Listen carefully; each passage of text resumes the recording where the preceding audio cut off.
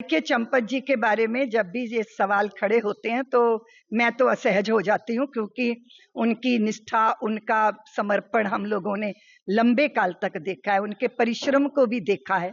लेकिन वही वाली बात है कि कभी कभी ऐसा होता है कि चंदन के वृक्ष पे भी सर्प लिपटे होते हैं जो अपने विष का त्याग नहीं कर पाते। आसपास वाले लोगों ने इस तरह का दुराचरण किया कि एक ऐसे व्यक्ति को भी प्रश्नों के कटघरे में आज हम खड़ा देख रहे हैं, जो देख के अच्छा नहीं लग रहा।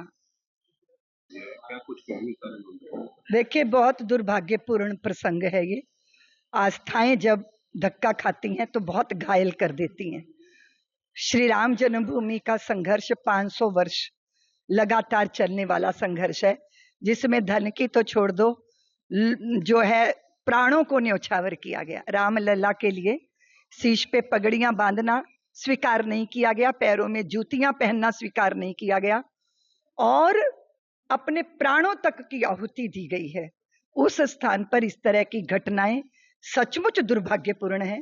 लेकिन मैं पूरे समाज से ये निवेदन करना चाहती हूँ कि योगी जी ने जैसे कहा था कि दूध का दूध, पानी का पानी होगा, दंडनियों को दंड मिलेगा, इसीलिए अपनी श्रद्धा को, जैसे गंगा जी के तट पर कोई व्यक्ति बैठ के हमारे साथ छल कर दे तो हम गंगा जी के प्रति उदासीन नहीं होते, इसी तरह श्री राम जन्मभूमि के प्रति जो पूरे संसार के कोटि कोटि सनातनियों की आस्था है, वो अक्षुण्ण है, वो अक्षत है, वो कभी खंडित होने वाली नहीं है।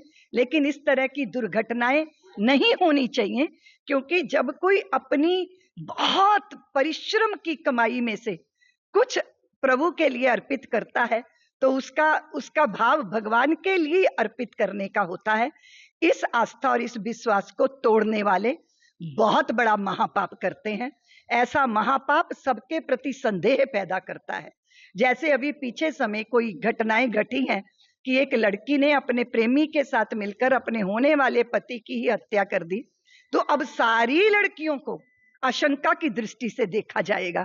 जैसे कोई धर्म का भेष धारण किए व्यक्ति दुराचरण करता है तो सभी भगवाधारी या धर्म के भेष धारण करने वाले को संशय की दृष्टि से देखा जाता है।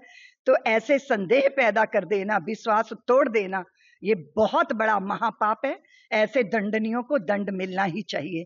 तो मैं पूरे समाज से निवेदन करूंगी कि श्री राम लला जो भव्य मंदिर में विराजे हैं, वो अपने भक्तों की प्रतीक्षा सदैव करते हैं और उनके प्रति हमारी निष्काम भक्ति अहिर्निश इसी तरह प्रवाहित होती रहेगी। भक्तों के मेले यूं ही लगते रहेंगे, ऐसी मेरी आशा है। खबरों की रणभूमि में यहाँ शोर नहीं, सोच लड़ती है। जहां शब्द नहीं, फैक्ट्स वार करते हैं और हर सवाल खोलता है सच की नई परत।